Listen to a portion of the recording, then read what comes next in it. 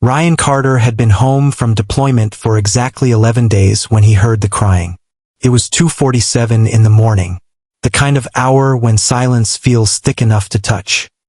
He'd been lying in bed, staring at the ceiling of his rental house on the outskirts of Crescent Falls, Virginia, doing what he'd done every night since he got back, trying not to remember. But the sound cut through everything. At first, Ryan thought it was a child. His body moved before his mind caught up, muscle memory from years of emergency response kicking in. He was out of bed, boots on, grabbing his jacket.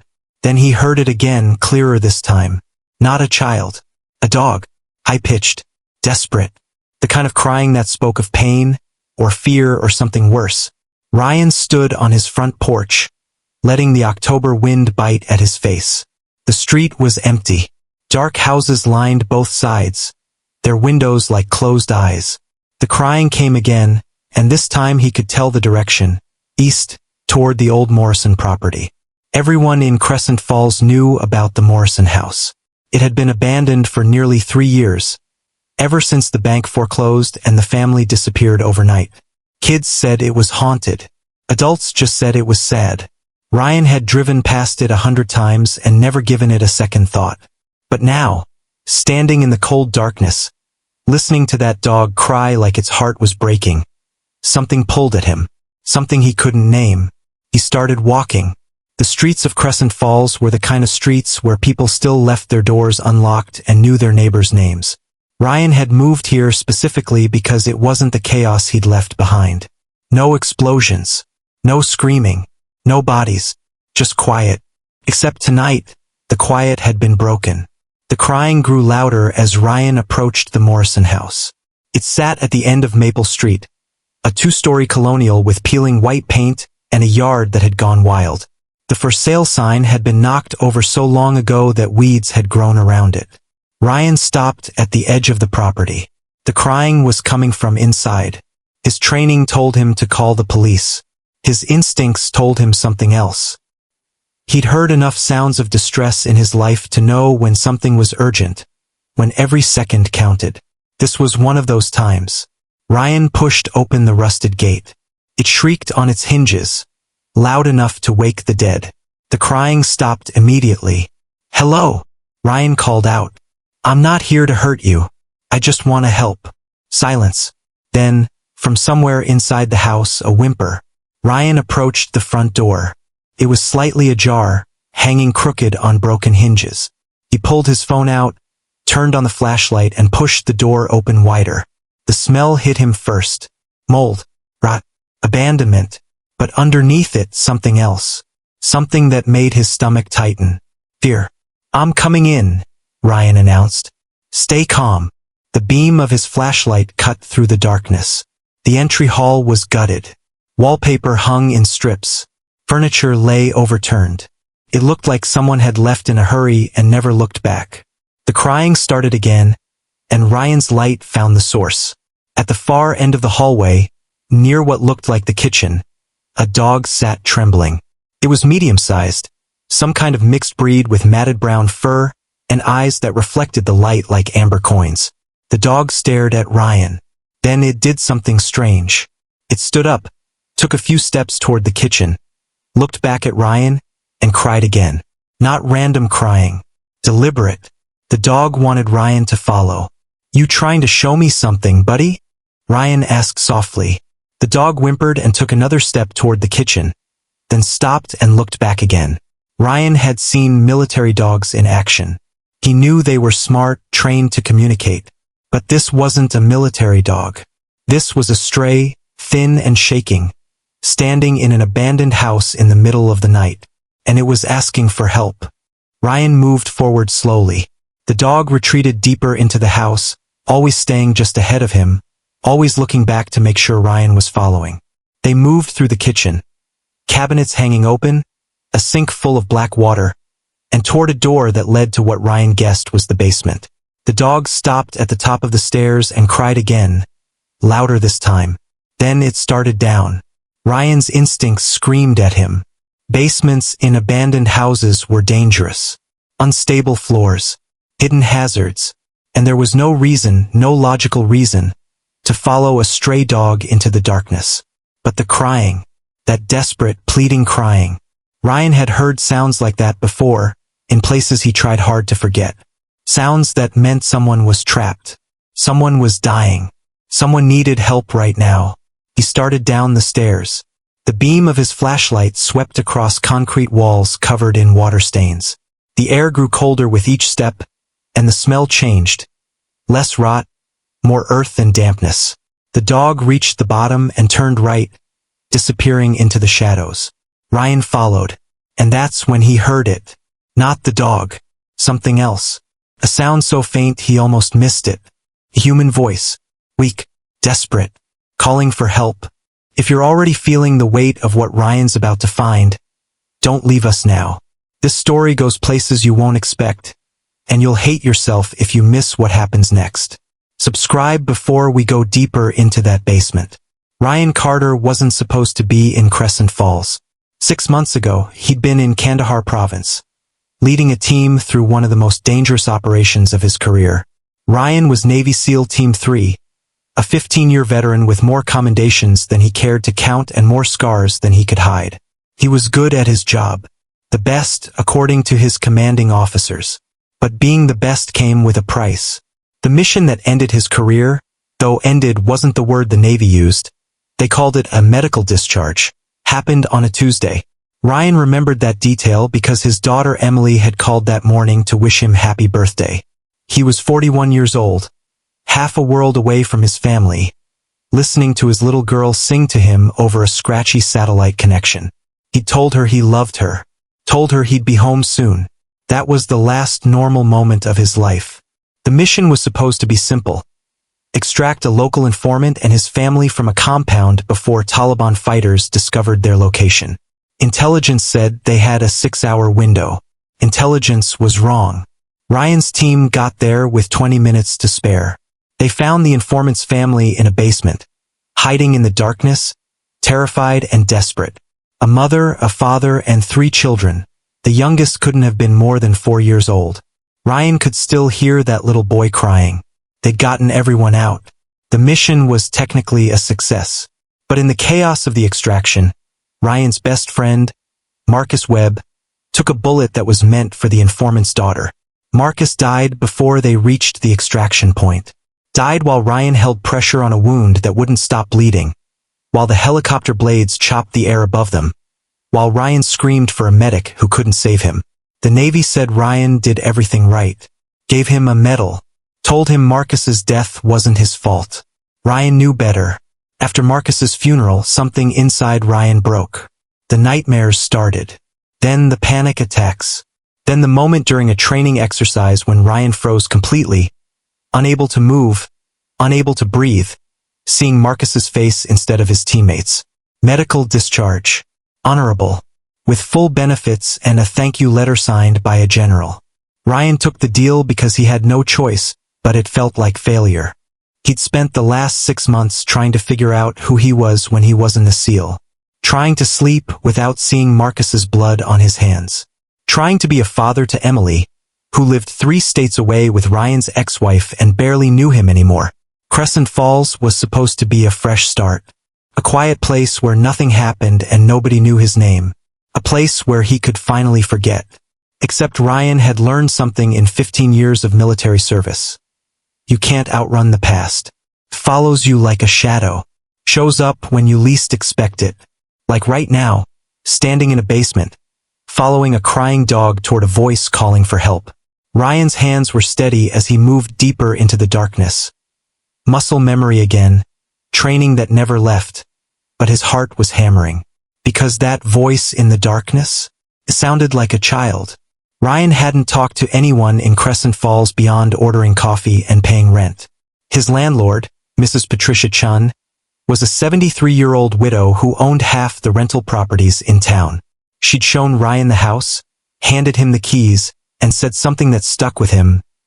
Whatever you're running from, honey, it'll find you here too. This town has a way of pulling secrets out of people. Ryan had smiled politely and thought she was just a lonely old woman making conversation. Now, standing in this basement, he wondered if she'd been right. The dog had stopped at a door, old wood, swollen from water damage, hanging at an angle on broken hinges. The crying had turned to frantic barking, the animal's whole body shaking with urgency. Ryan put his hand on the door. "I'm here," he called out. "I'm going to open this door. Okay? Stay calm." The voice on the other side was so faint Ryan had to hold his breath to hear it. "Please, help." Ryan pushed. The door groaned, resisted, then gave way with a crack that echoed through the basement like a gunshot.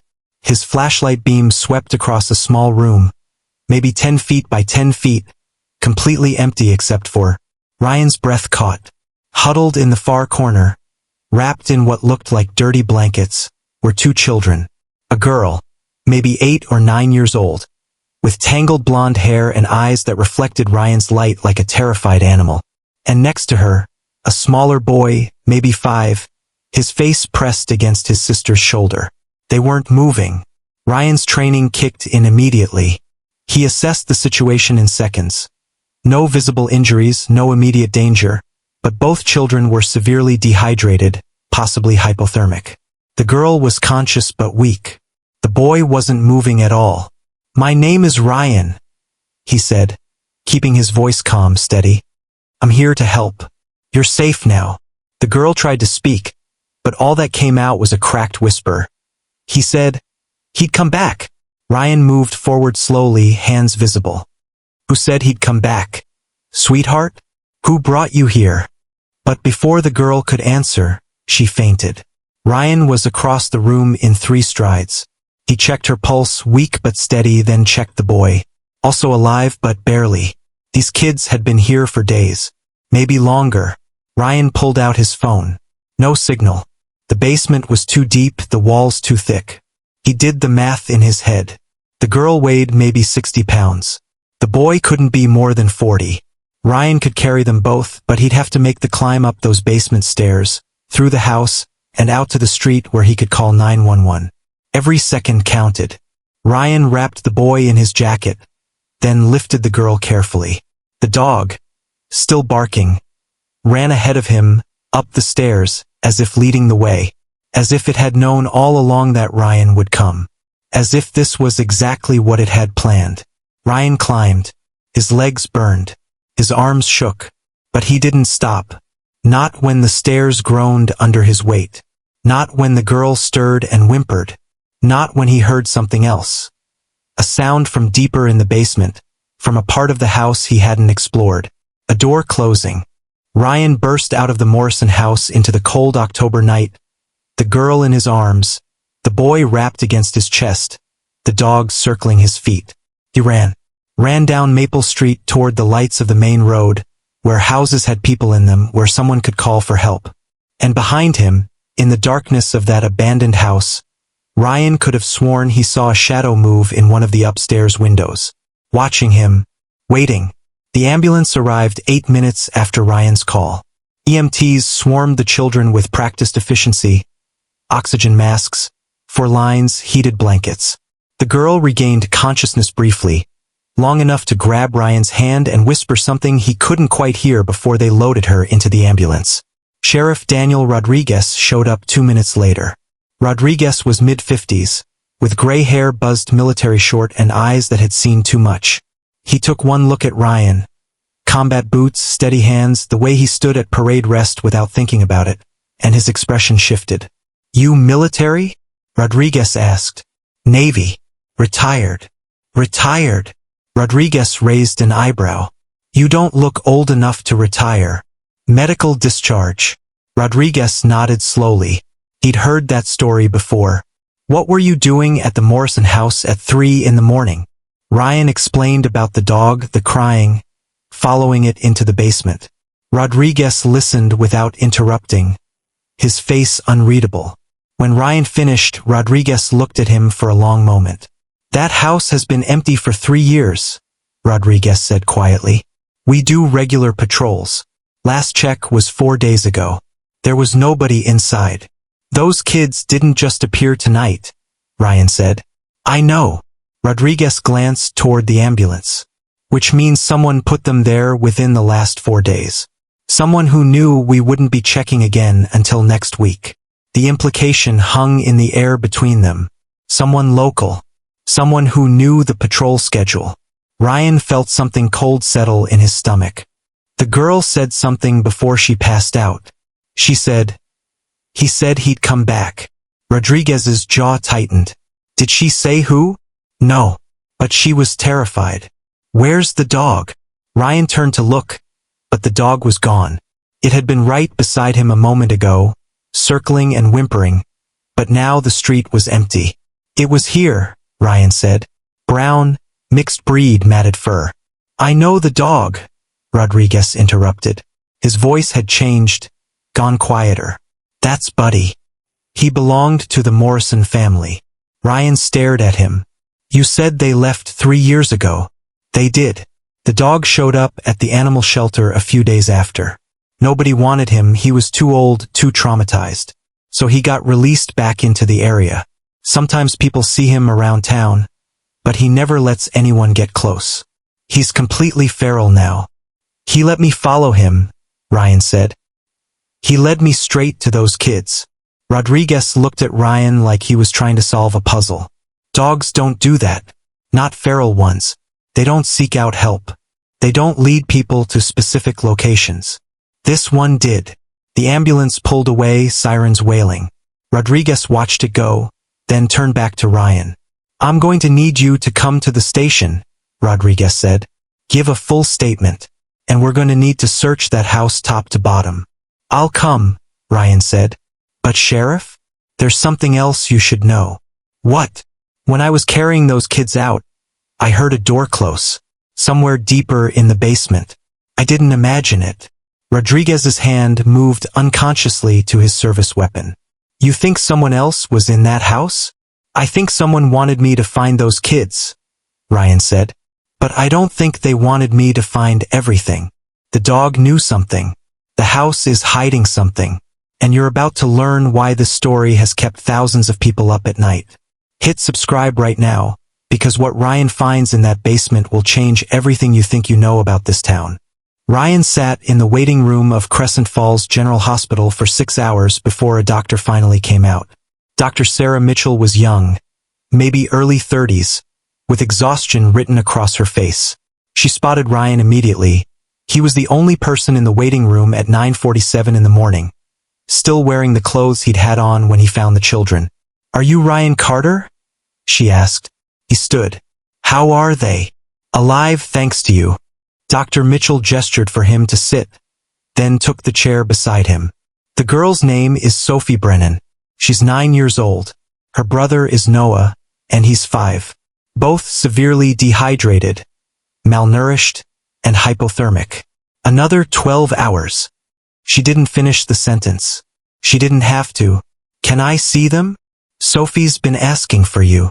Dr. Mitchell studied Ryan carefully. She won't talk to anyone else. Not me, not the nurses, not even Sheriff Rodriguez. Just keeps asking for the man who came. She says she has to tell you something. Ryan's chest tightened. What about the boy? Noah's still unconscious. We're monitoring him closely, but he should make a full recovery. Physically, at least. Dr. Mitchell's expression darkened. Mr. Carter, those children didn't just wander into that basement.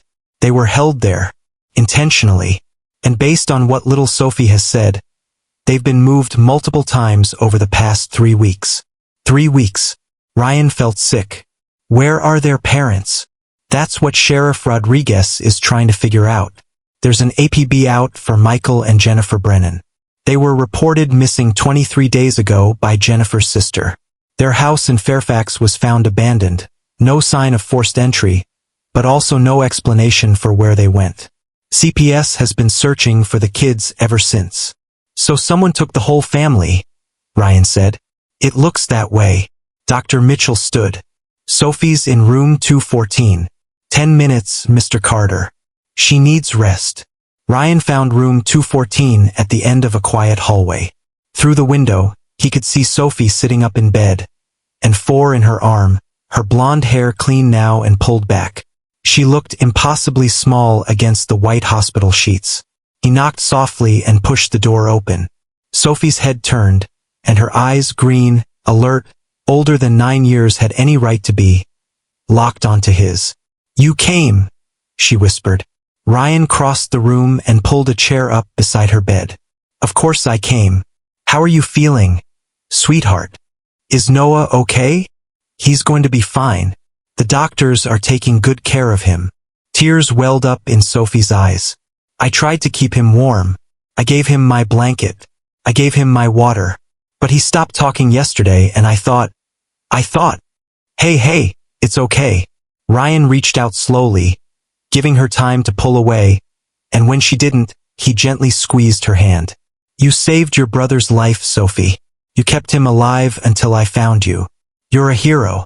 "I'm not a hero," Sophie said, her voice breaking. "A hero would have saved Mommy and Daddy too." Ryan's blood ran cold. "Sophie, where are your parents?" The little girl's face crumpled. "He took them, and he said if we told anyone, he'd hurt them. He said he'd come back for us, but he never did. We waited and waited, and I thought we were going to die there." "Who took them, Sophie? Who's he?" Sophie looked at the door, as if checking to make sure no one else was listening. Then she leaned forward and whispered, "Mr. Harrison, our neighbor." Ryan's mind raced. "Do you know where Mr. Harrison took your parents?" "The big house," Sophie said. "The one with all the windows and the fence. Noah called it the castle because it looked so big. Mr. Harrison said Mommy and Daddy owed him money, and if we were good and stayed quiet, he wouldn't hurt them." "How long have your parents been at this house?" "I don't know. We were there for a long time, all of us together in a room. But then Mr. Harrison got mad because Daddy tried to escape. So he took Mommy and Daddy somewhere else, and he moved me and Noah to different places. He kept saying he'd let us all go, but we had to be patient." Ryan felt rage building in his chest, hot and violent. "Sophie, did Mr. Harrison hurt you or Noah?" "No," she said quickly. He was scary. He'd come check on us, bring food and water, but he always wore a mask so we couldn't see his face. Except one time the mask slipped, and I saw him. It was Mr. Harrison. I'm sure." "Okay." Ryan kept his voice steady. "Sophie, you're safe now. I promise you no one is going to hurt you again. And we're going to find your parents." "How?" Sophie's voice was so small, so desperate. "What if he already hurt them? What if we're too late?" "We're not too late," Ryan said firmly. He had no way of knowing if that was true, but this little girl needed hope more than she needed honesty. "You got me and Noah out. And Buddy helped." "Buddy?" Sophie's eyes widened. "You saw Buddy? The dog that led me to you?" "Yeah." "He's the reason I found you in time." Tears spilled down Sophie's cheeks. "Buddy was our dog. When everything happened, we had to leave him behind. Mr. Harrison said no pets. Daddy cried when we had to let Buddy go." Ryan felt something shift in his chest, some piece of a puzzle falling into place that he couldn't quite see yet. "Sophie, the house where I found you, the Morrison house. Do you know why Mr. Harrison put you there?" "He said it was temporary. He said the police were getting too close to the other place, so he had to move us.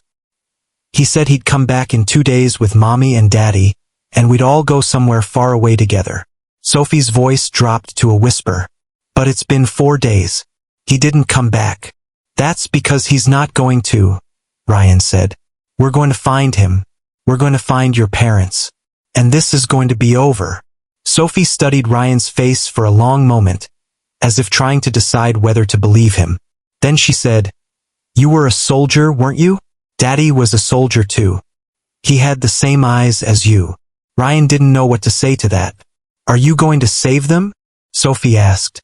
"Like you saved us?" And Ryan heard himself say something he hadn't said in 6 months. Something he'd sworn he'd never say again. "Yes, I promise." Sheriff Rodriguez was waiting in the hallway when Ryan left Sophie's room. "I heard everything," Rodriguez said quietly. "We've got officers en route to Fairfax to locate Douglas Harrison. If he's the neighbor, we'll have him in custody within the hour." "That might not be fast enough," Ryan said. "If Harrison knows Sophie can identify him, then he's going to run," Rodriguez finished. "Or worse." They stood in silence for a moment, the weight of what they weren't saying pressing down on them both. Sophie said Harrison mentioned a big house with lots of windows and a fence, Ryan said. She called it a castle. Any idea what she's talking about? Rodriguez's expression shifted. Maybe. There's an estate about 15 miles outside of town. Up in the hills. The Blackwood Estate, old money. Built in the 1920s. Abandoned since the 90s. It's got dozens of windows, wrought iron fence. Sits on about 40 acres. Kids used to dare each other to sneak onto the property. Why was it abandoned? Owner died. Heirs fought over it for decades. It's been tied up in legal disputes ever since. Technically, it's still private property. But no one's lived there in 30 years. Perfect place to hide someone, Ryan said. Rodriguez pulled out his phone. I'll get a warrant and a tactical team. That'll take hours. Maybe longer. Ryan met Rodriguez's eyes. Those parents could be dying right now. Carter, I can't just storm private property on the word of a traumatized 9-year-old girl. I need evidence. I need a warrant. I don't need any of that, Ryan said quietly. I'm a civilian. I can go anywhere I want. Rodriguez stared at him. That's not how this works. Sheriff, I've been exactly where those parents are right now. Held captive. No way out. Praying someone will find me before it's too late. The only difference is, I had a team coming for me. Who's coming for the Brennans? We are. By the book. Legally. And if they're dead by the time your warrant comes through? Rodriguez's jaw clenched. Don't make me arrest you, Carter. Then don't follow me. Ryan turned and walked toward the elevator. Behind him, he heard Rodriguez curse. Then call out. Carter. Wait. Ryan stopped. Rodriguez walked up to him, his face conflicted. If you go out there alone, you could blow any chance we have at prosecution. You could contaminate evidence. You could get yourself killed. I know. And you're going anyway. I made a promise to that little girl, Ryan said. I don't break promises anymore. Rodriguez studied him for a long moment, then sighed. The Blackwood Estate is on Old Mill Road. You can't miss it. It's the only structure for miles. If there's anyone there, they'll see you coming from half a mile away. I've infiltrated worse, Ryan said. I'm sure you have. Rodriguez hesitated, then said, My radio frequency is 155.475. If you find anything at all, you call it in immediately. Don't play hero, Carter. This isn't a war zone. With all due respect, Sheriff, Ryan said quietly, everywhere's a war zone when someone's holding hostages. He pressed the elevator button. One more thing, Rodriguez called. Buddy. The dog. Ryan turned.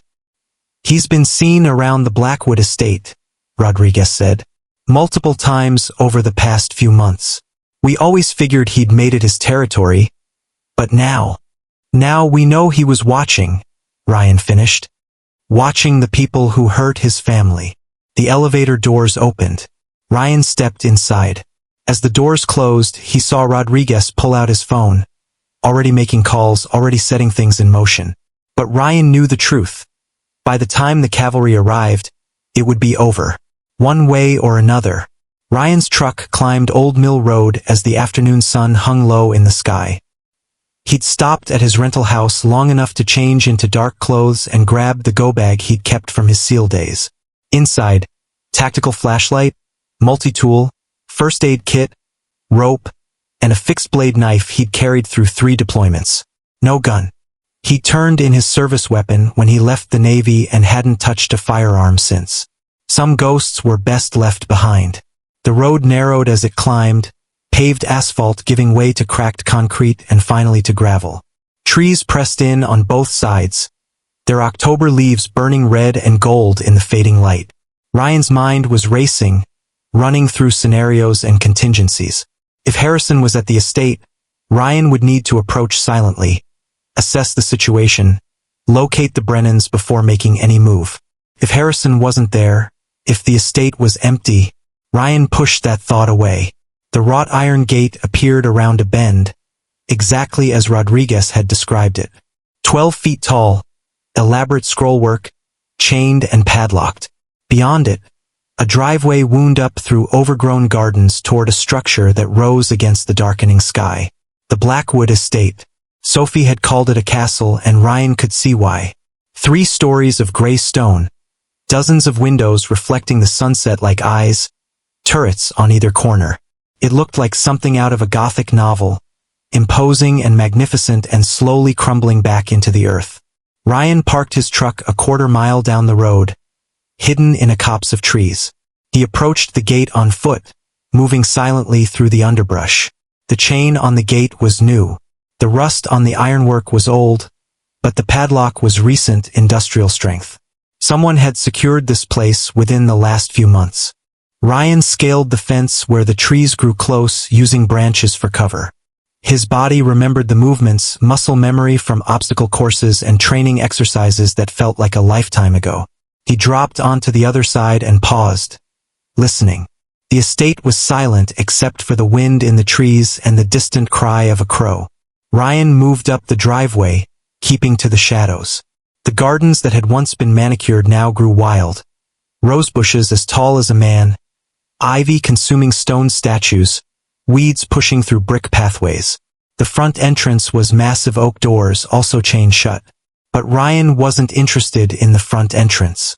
He circled the estate, checking windows and side doors. Most were boarded up from the inside, but on the east side, hidden behind overgrown hedges, he found a basement window with broken boards. Ryan pulled the boards away carefully, then lowered himself through the window into darkness. His flashlight clicked on, beam cutting through dust and shadow. He was in what looked like an old wine cellar. Stone walls, empty racks, the smell of earth and age.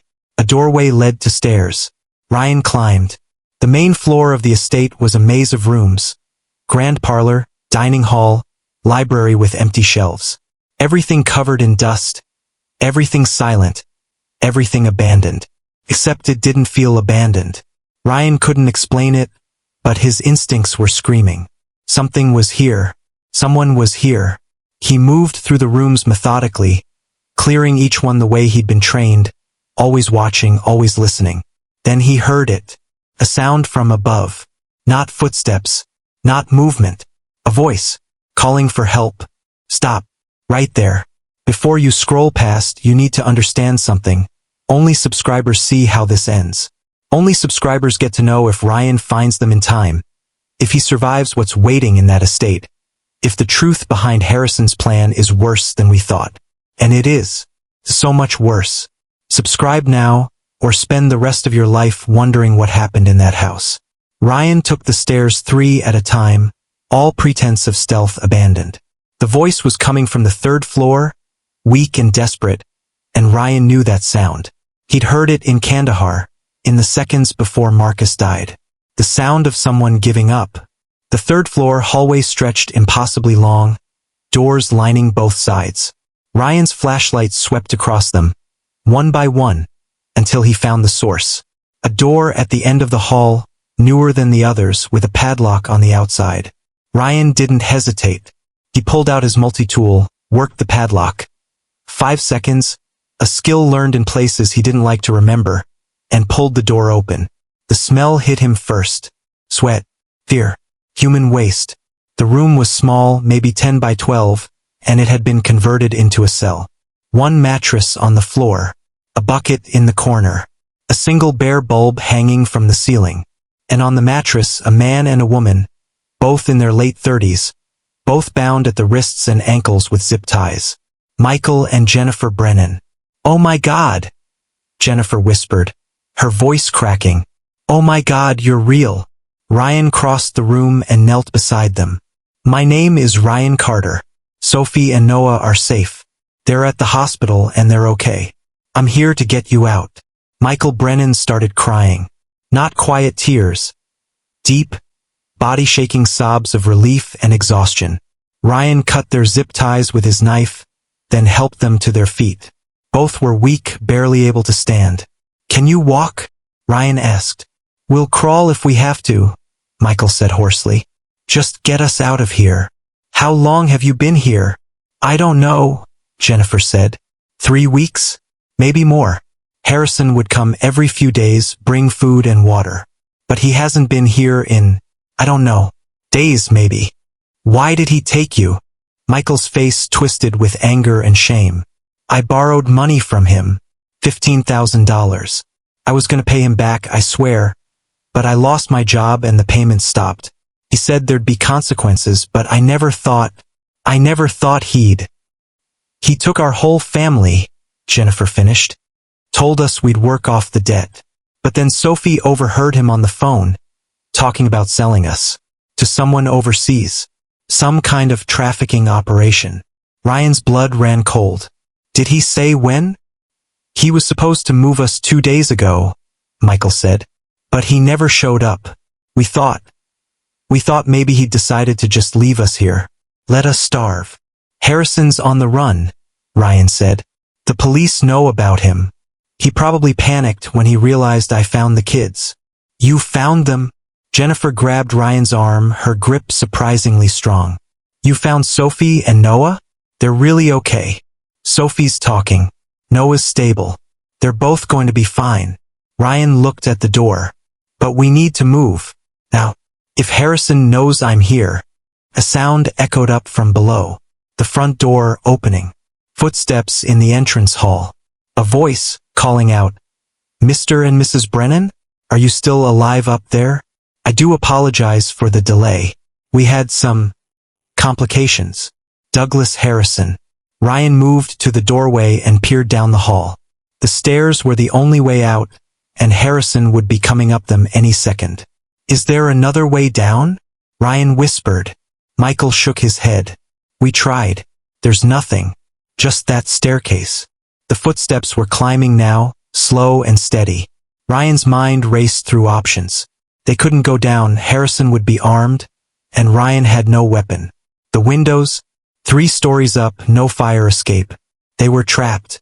Get behind me, Ryan ordered quietly. Stay low. Don't make a sound.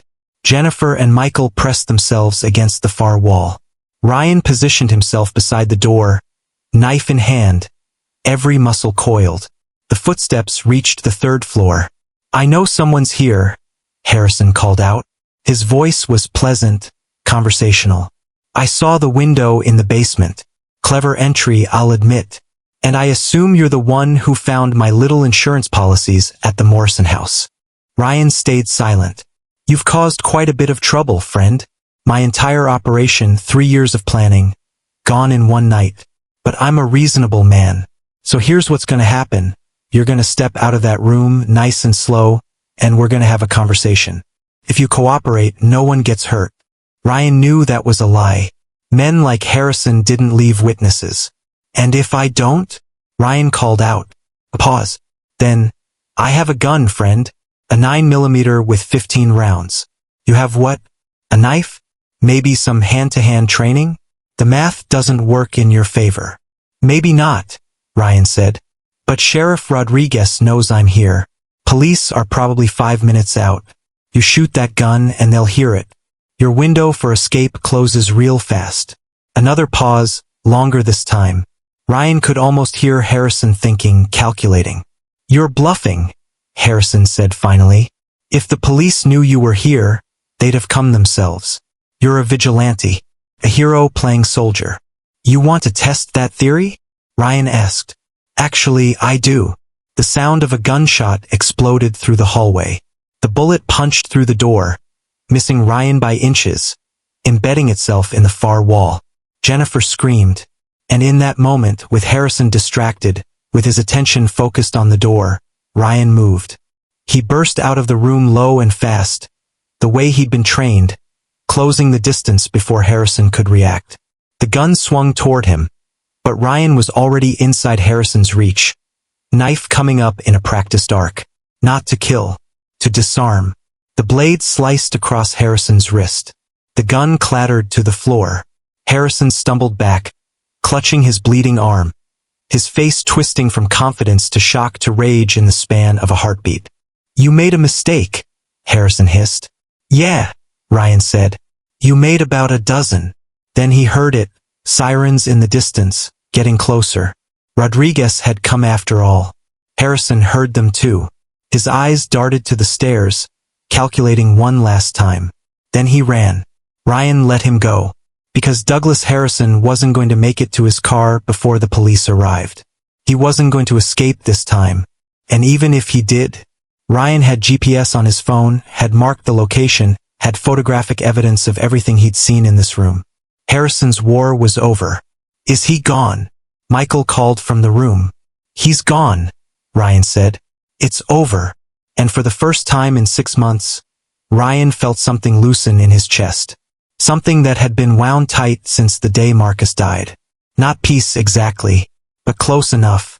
Crescent Falls General Hospital had never seen so much activity. For ambulances, 3 police cruisers, news vans from 3 different stations. Sheriff Rodriguez had tried to keep things quiet, but in a town of 8,000 people, secrets didn't last long. Ryan sat in the hallway outside Sophie and Noah's room, watching through the window as Jennifer and Michael Brennan held their children for the first time in 3 weeks.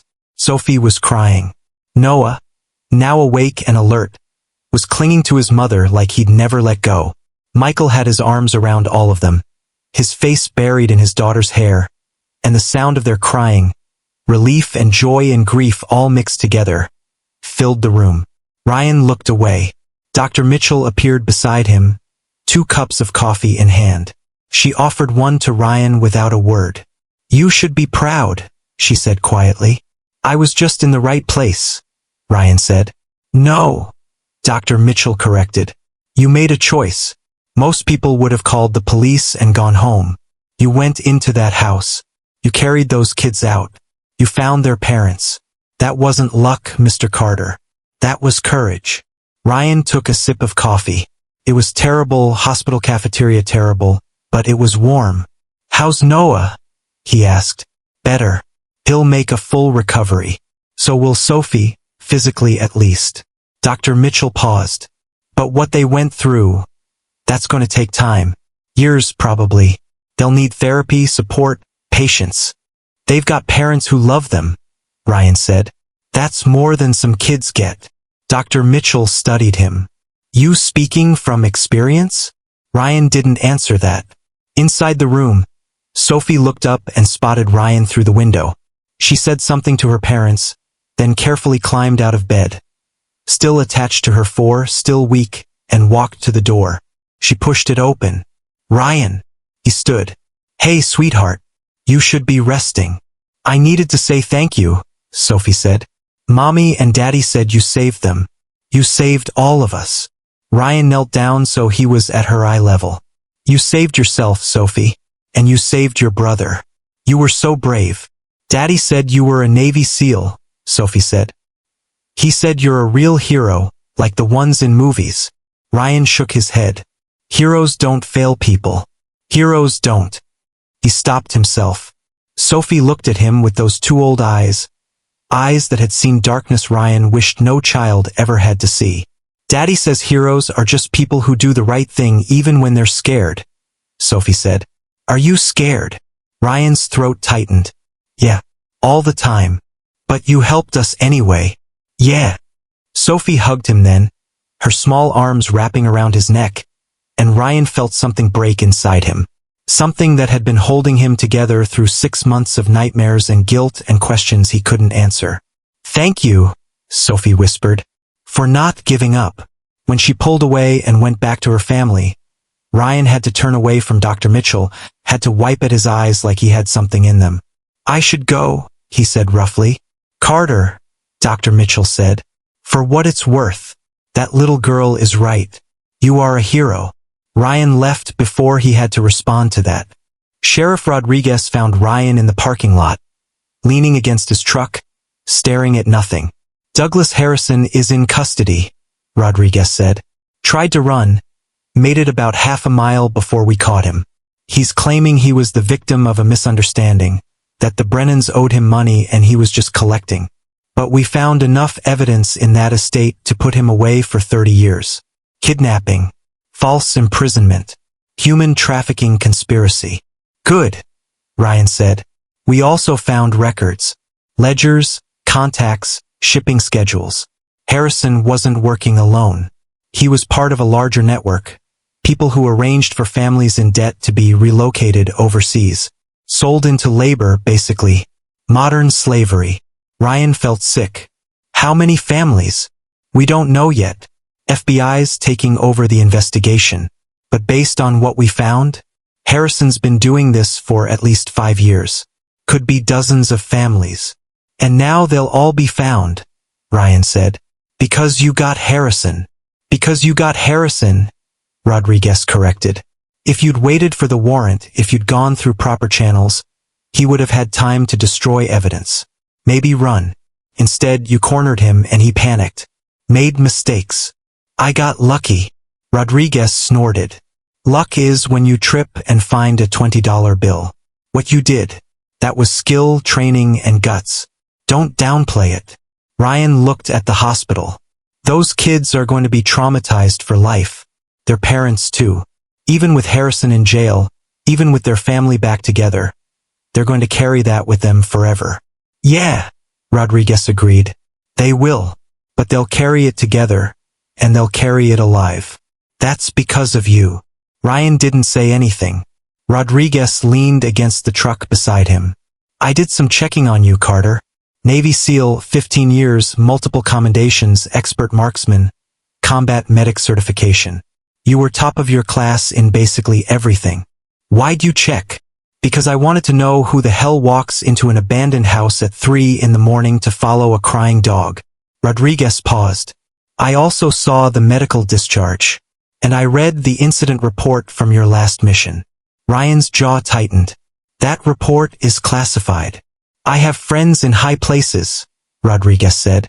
And I wanted to know if the man I was trusting with a hostage situation was stable. And I think you're carrying something heavy, Carter. Something you haven't let go of yet. Rodriguez looked at him. But I also think you did everything right today. You saved 4 lives. You took down a trafficking network. You're the kind of person Crescent Falls needs. I'm not staying, Ryan said. Why not? Because I was supposed to disappear here. Be nobody. And now everyone's gonna know my name, know what I did. I can't. Ryan stopped. I can't be that person anymore. What person? A hero? A soldier? Ryan said quietly. I'm done fighting. Rodriguez was silent for a moment, then said, My son was in the Marines, served 2 tours in Iraq. When he came home, he was exactly like you, haunted, guilty, trying to disappear. He lasted 8 months before he ate a bullet. Ryan looked at him sharply. I'm not telling you this to scare you, Rodriguez continued. I'm telling you because I know what happens when soldiers try to bury themselves. It doesn't work. The past doesn't care how far you run. So what am I supposed to do? Stop running, Rodriguez said simply. Stay here. Work with me. We could use someone with your skills. Our department is understaffed, and we get a lot of people passing through Crescent Falls. People running from something, people who need help. You could make a real difference. I'm not a cop. No, but you're a protector. And this town, it needs protecting. Rodriguez pushed off the truck. Think about it. But whatever you decide, Carter, don't run from this. What you did today matters. Let it matter. He walked away, leaving Ryan alone in the parking lot as the sun set behind the hospital. 3 days later, Ryan was still in Crescent Falls. He told himself it was temporary, just until the Brennan family was discharged, just until he gave his final statement to the FBI, just until he figured out what came next. He was sitting on his porch, drinking morning coffee, when he heard the sound. Not crying this time, barking. Ryan looked up and there, standing at the edge of his lawn, tail wagging cautiously, was Buddy. The dog looked better than he had that night. Someone had cleaned him up, fed him. But those eyes were the same. Amber, intelligent, watching. Hey boy, Ryan said softly. Come here. Buddy approached slowly, sniffing the air. When he reached the porch, Ryan extended his hand, palm down. The dog sniffed, then gently licked Ryan's fingers. You're a smart one, aren't you? Ryan murmured. You knew exactly what you were doing that night. Buddy sat, tail still wagging. Ryan's phone rang. He checked the caller ID, Sheriff Rodriguez. Carter, we found something, Rodriguez said when Ryan answered. Something you need to see. Can you come to the station? What is it? Just come. Trust me. 20 minutes later, Ryan was sitting in Rodriguez's office, watching security footage on a laptop. This is from a traffic camera on Route 47, Rodriguez explained. It's about 2 miles from the Blackwood estate. The timestamp is from 3 weeks ago, the night the Brennans disappeared. On the screen, a white van drove past the camera. Grainy, but clear enough. That's Harrison's van, Rodriguez said. Watch. The footage continued. The van pulled over to the side of the road. The driver's door opened, and a figure got out. Douglas Harrison, unmistakable even in the low-quality video. He walked to the back of the van, opened the doors, and a dog jumped out. Buddy. Harrison had the dog in his van, Rodriguez said. We think when he was moving the Brennan family, Buddy escaped. Harrison didn't chase him. Probably figured the dog would just run off, get lost, die somewhere. But instead, Buddy found his way to the Morrison house, Ryan finished. The place where Harrison had hidden the kids. We checked the timeline. Buddy was first spotted near the Morrison house 4 days before you found him. He'd been circling that property, barking at night, drawing attention. Mrs. Chun, your landlord, actually called us about a nuisance dog disturbing the neighborhood. Ryan stared at the screen. He was trying to tell someone. For 4 days he was trying to get help. And on the 4th night, Rodriguez said quietly, you finally listened. Ryan thought about that night, the sound of crying, the way Buddy had led him, deliberately and patiently, down into that basement. The way the dog had stayed with him until the ambulance arrived, then vanished. Dogs don't do that, Ryan said. They don't have that kind of planning, strategy. No, Rodriguez agreed. They don't. But love, loyalty, protection, dogs have that in spades. And Buddy loved the Brennan family. He'd been with them since Noah was a baby. Jennifer told me that yesterday. When Harrison took them, Buddy probably thought he'd never see them again. But he didn't give up. He found where the kids were hidden, and he found someone to help. Why me? Rodriguez smiled. Maybe because you're the only person in this town who gets up at 3 in the morning and actually investigates strange sounds. Maybe because you're a soldier, and Buddy recognized something in you, discipline, capability, willingness to act. Or maybe, he paused. Maybe it was just meant to be. You were in the right place at the right time because that's where you needed to be. Ryan looked out the window of Rodriguez's office. Across the parking lot, he could see the town of Crescent Falls going about its business. People walking dogs, kids riding bikes, normal life. He'd come here to disappear. Instead, he'd been found. The Brennans want to see you, Rodriguez said. They're being discharged this afternoon, and they asked if you'd come by before they leave. Where are they going? Jennifer's sister lives in North Carolina. They're gonna stay with her for a while, get therapy, figure things out. But they wanted to say goodbye. Ryan nodded slowly. And Carter, Rodriguez said, my offer still stands. We need good people. And you're the best person I've met in a long time. I'll think about it, Ryan said, which was more than he'd been willing to say 3 days ago. Sophie and Noah Brennan were sitting in wheelchairs, hospital policy, even though both could walk, when Ryan arrived at their room. Michael and Jennifer stood behind them, looking healthier than they had at the estate, but still carrying the weight of what they'd been through. Ryan! Sophie lit up when she saw him. Mom said you might not come. Of course I came, Ryan said. Couldn't let you leave without saying goodbye. We're going to Aunt Marie's, Noah said. It was the first time Ryan had heard him speak. His voice was small but steady. She has a cat named Whiskers. That sounds nice, Ryan said. I wanted to give you something, Sophie said. She pulled a folded piece of paper from her pocket, hospital stationery, and handed it to Ryan. He unfolded it carefully. It was a drawing done in crayon. 2 stick figures, one tall, one small, standing in front of a house. Between them, a brown dog with a big smile. At the bottom, in careful 9-year-old handwriting, Thank you for finding us. Love, Sophie. Ryan's throat tightened. This is really good, Sophie. That's you. Sophie pointed to the tall figure. And that's me. And that's Buddy. I drew him smiling because he's happy now. Is he? Ryan asked. Happy? Aha, Sophie said. Daddy's taking him with us. Aunt Marie said we could keep him. Ryan looked at Michael, who nodded. He's family, Michael said simply. We're not leaving him behind again. Good, Ryan said. Jennifer stepped forward. Mr. Carter, Ryan. I don't know how to thank you. You saved our children. You saved us.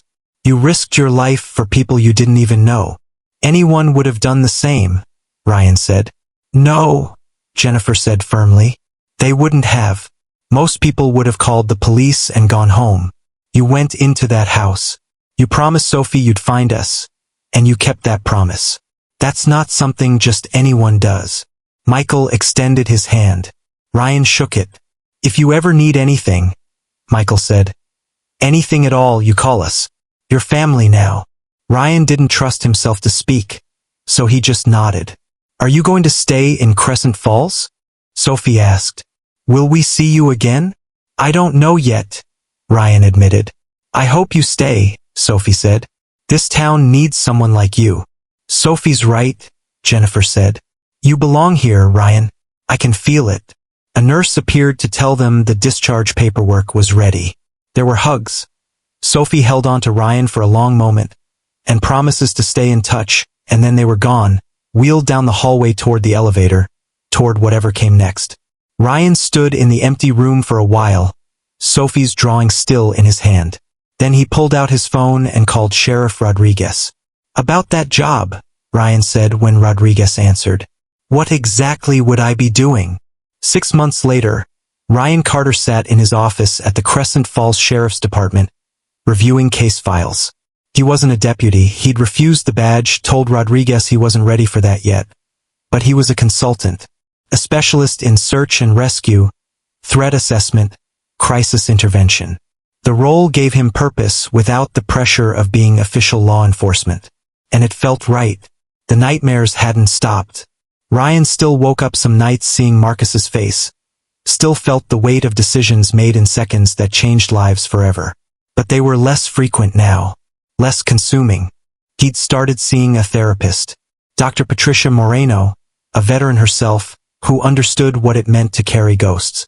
She told Ryan something in their first session that stuck with him. You can't save everyone, Ryan. But the people you do save, they matter just as much as the ones you couldn't. Sophie and Noah had called last week. They were doing better, both in therapy, both adjusting to their new life in North Carolina. Sophie had made friends at school. Noah had stopped having nightmares about the dark. They were healing, and so was Ryan. A knock on his office door pulled him from his thoughts. Rodriguez poked his head in. Got a situation, Rodriguez said. Missing person report. 8-year-old girl. Last seen near the woods on the east side of town. Parents are frantic. I'm assembling a search team. Ryan stood immediately. I'm ready. I know you are, Rodriguez said.